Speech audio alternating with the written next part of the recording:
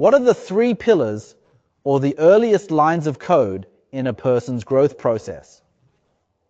These are my own conclusions drawn after reading numerous books.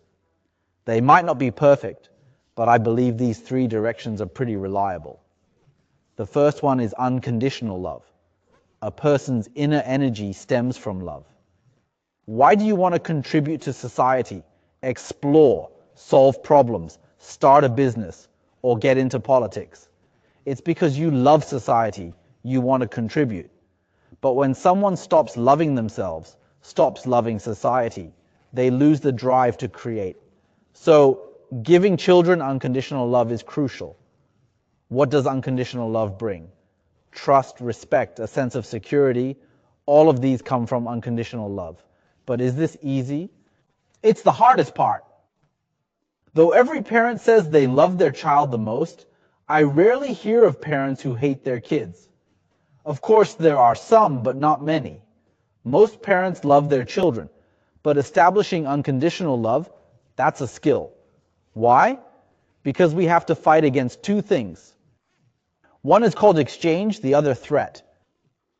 The other day, a friend of Dudu told me whenever his mom got mad, she'd hit him everywhere except the head, all over the body, even pushed him out the door, locked it, and told him she didn't want him. So, when you use violent methods, when you say, "I don't want you," and push them away, you'll see that child will cry hysterically. When that child throws a tantrum, they'll scream, go wild. Why? Their hormone levels rise, they're in a constant battle with their parents, their hormone levels are higher than usual. They're in a state of insecurity. When you don't hit them, they seem fine. But once there's a conflict, their true colors show. So, when parents resort to threats, children are learning from you. We say children are copies of their parents.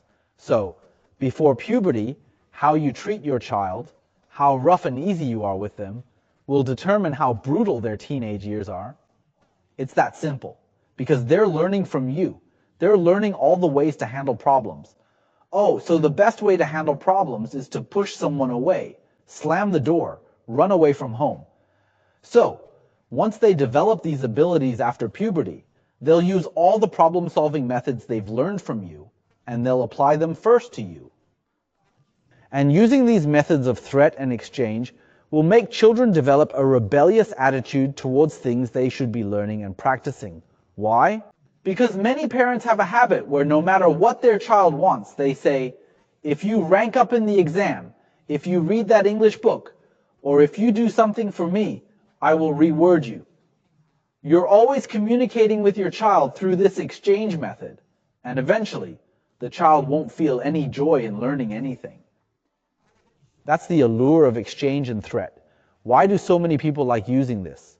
And what I've observed more often is dads like to exchange, moms like to threaten, and it works.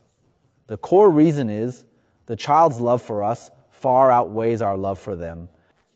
Even if you beat your child, after 20 minutes, they'll be fine with you. Even come to you and say, "Mom, I was wrong." See how nice they are to you? But if you try to patch things up with your son after beating him, good luck with that. So, a child can't leave the family. Therefore, when parents resort to threatening their child, the child behaves. Many parents say, "If you get good grades this year, I'll take you on a trip." Then by the end of the year, when they see the grades, they say, "With these grades, you think you deserve a trip? I'd be too embarrassed to go." The moment parents cancel the trip, the child immediately realizes, who do you really love? You don't love me at all. You love good grades. You love that high score. So, when we use these wrong methods of communication, we can't establish unconditional love with our children. When you can't establish unconditional love, well, your child's inner security is shattered. What's the result of lacking security? They'll spend their whole life chasing after it, or paying a hefty price to find it. Many parents don't understand. They say unconditional love means anything goes. I'll agree to anything, I won't care. Can that work? No, if anything goes, not caring, that's called neglect. and it will cause other damage to the child. You can listen to a book called The Neglected Child. The highest realm of parenting is being gentle yet having boundaries. If a child does something wrong, someone has to point it out, correct them, and this will give the child a sense of security. They'll know, my parents care about me, and if I do something wrong, they'll point it out. But you have to understand, unconditional love doesn't mean spoiling. Unconditional love can involve criticism. But you must note that before criticizing, you need to first express unconditional love. Because mom and dad love you, I need to tell you why you shouldn't do this. Because we care about you the most, I must firmly stop you from doing this. After explaining, you can be very stern, but once you're done, you must also tell them, look, even though dad criticized you today, mom and dad will always love you. You need to emphasize this repeatedly so that they understand that your feedback and criticism are truly for their benefit. In my interactions with my son at home, I've accumulated a lot of experience with this approach.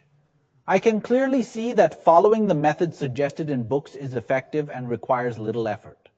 So, for example, we often see many parents correcting their children's behavior in public places, like in a museum saying, "Don't touch that," and the child responds, "But I want to."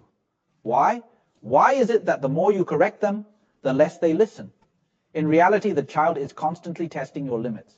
They think, maybe you don't love me anymore, maybe you don't like me, so I'll touch this again, I'll behave even worse, just to see your reaction.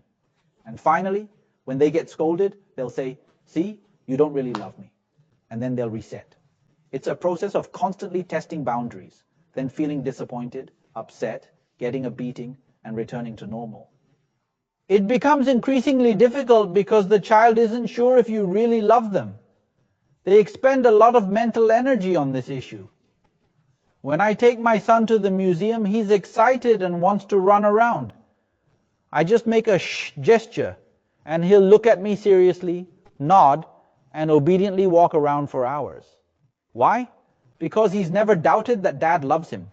So if dad says something isn't good, he'll definitely consider it and seriously think about dad's advice. So, this is what we mean when we say that all your words to your child will only be effective when you've established an unconditional love relationship with them. Otherwise, it's a game between the two of you. Think about it. Many children by the age of 3 or 4 already have a lot of game-like relationships with their parents. They won't do what their parents say unless they're beaten or given something. If you don't give them something and don't beat them, they won't listen. This is because when unconditional love is broken, discipline becomes even more difficult. How to solve it? The solution is to re-establish unconditional love. You have to constantly clarify your relationship with them, saying, "I love you, mom loves you, the whole family loves you." Love comes first, and because we love you, we have to tell you why this behavior isn't okay. Explain the reasons to them and hope they'll think more about their future. This is a lesson that needs to be done from childhood, and the easiest time to do it is before the age of 3. Before the age of 3 is the most important time to help children establish values, behavior habits, and emotional vocabulary. So, the first pillar is called unconditional love. The ultimate goal is to achieve being gentle but having boundaries. Because boundaries also represent love, and gentleness also represents love. If you can establish this, you'll find that even during adolescence, when there might be some friction and differences of opinion, your hearts will always be together. You won't doubt each other, bully each other, or deliberately vie for power.